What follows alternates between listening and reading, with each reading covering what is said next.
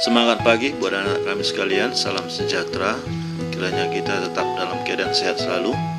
Pada kesempatan hari ini kita membahas pelajaran biologi tentang klasifikasi makhluk hidup.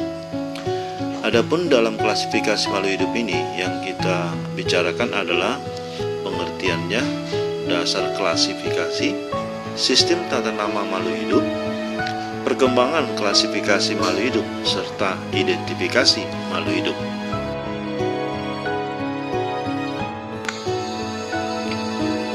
Pertama kali kita membahas bagaimana pengertian klasifikasi makhluk hidup.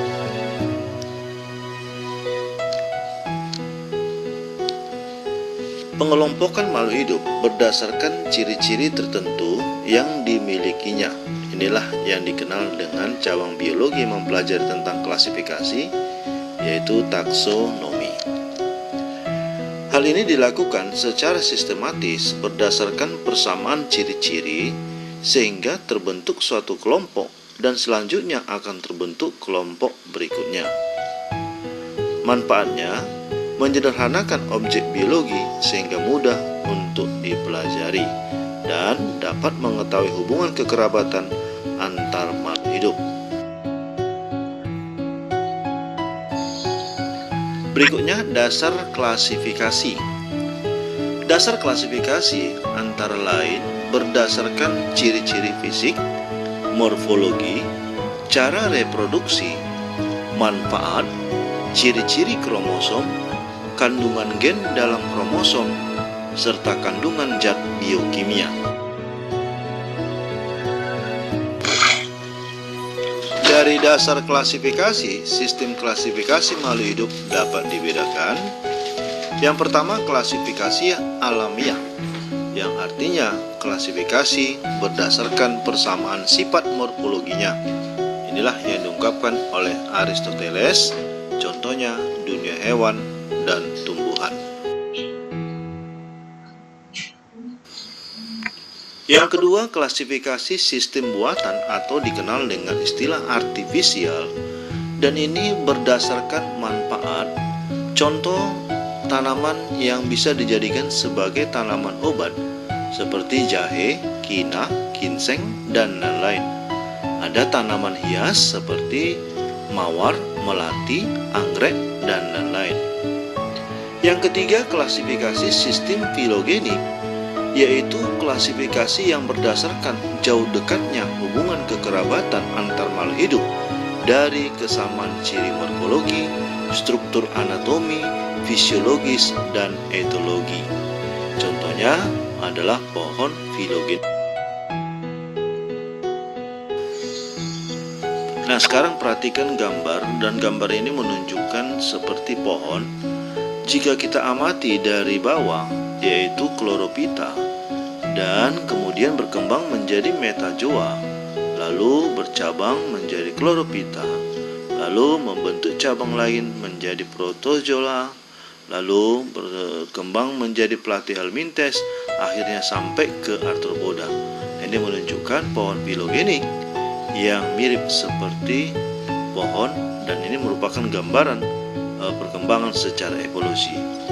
Demikian juga pada protista, di mana protista akan mengalami perkembangan evolusi menjadi fungi, lalu berkembang menjadi alga, lumut, dan selanjutnya pada tumbuhan tingkat tinggi, gymnospermae, angiospermae, dan tumbuhan yang memiliki habitus atau perawakan seperti pohon.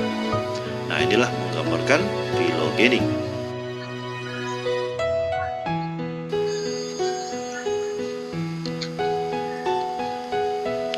Yang keempat, klasifikasi sistem modern adalah klasifikasi yang berdasarkan hubungan kekerabatan atau filogenetik, ciri-ciri gen maupun kromosom, serta ciri-ciri biokimia, selain ciri-ciri morfologi, struktur anatomi, fisiologi, dan etologi. Nah, selanjutnya kita membicarakan tentang tingkatan takson. Takson itu adalah unit atau kelompok yang mana terdapat berbagai macam makhluk hidup yang memiliki banyak persamaan ciri-ciri. Jadi tingkatan takson adalah tingkat unit atau kelompok makhluk hidup yang disusun mulai dari tingkat tertinggi hingga tingkat terendah. Kita mulai dari tingkat tertinggi, yaitu kingdom atau regnum, atau bisa dikatakan kerajaan atau dunia. Kingdom ini merupakan takson terbesar, yaitu ada kingdom Animalia, kingdom Plantae, kingdom Fungi, kingdom Protista, dan kingdom Monera.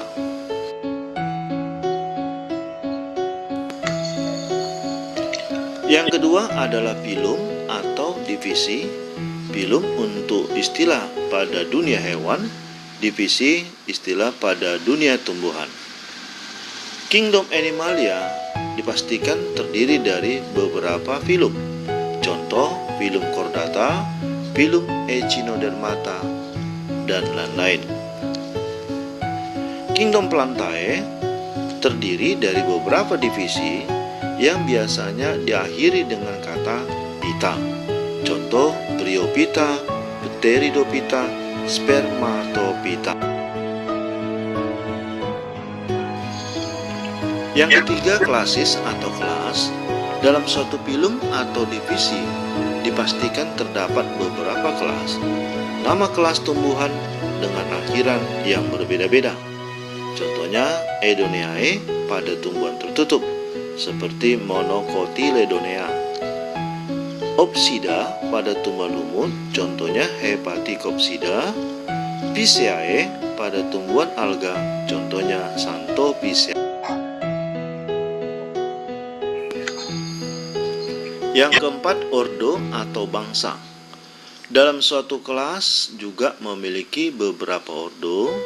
Ordo pada tumbuhan biasanya diakhiri dengan kata ales, contohnya Solanales, Cucurbitales, dan lain-lain. Yang kelima, familia atau suku. Di dalam satu ordo terdapat beberapa familia. Contohnya ordo pada tumbuhan biasanya diakhiri dengan Aceae, seperti Solanaceae, Cucurbitaceae, dan lain-lain.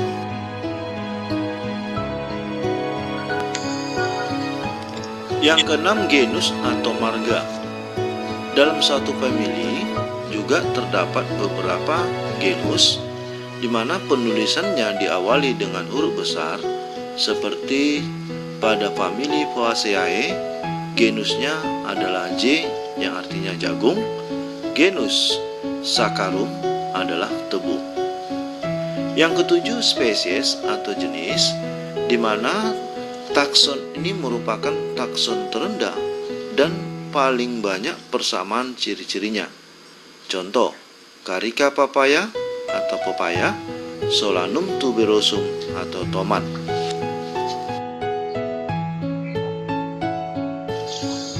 Yang kedelapan, varietas atau ras. Dalam satu spesies terkadang masih ditemukan perbedaan ciri yang khas atau dikenal dengan variasi. Istilah varietas biasanya pada tumbuhan dan istilah ras yaitu pada hewan. Contohnya Oryza sativa varietas indica, Jimes L varietas tunicata atau jagung.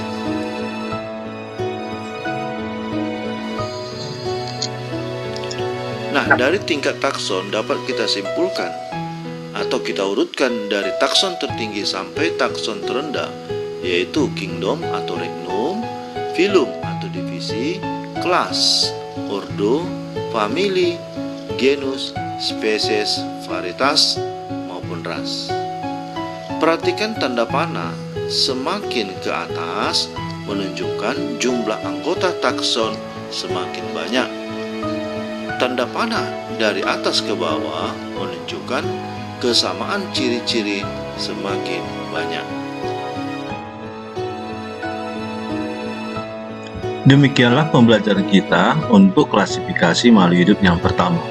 Akan kita lanjutkan klasifikasi makhluk hidup yang kedua. Semoga pembelajaran ini bisa berguna bagi kita semuanya. Terima kasih.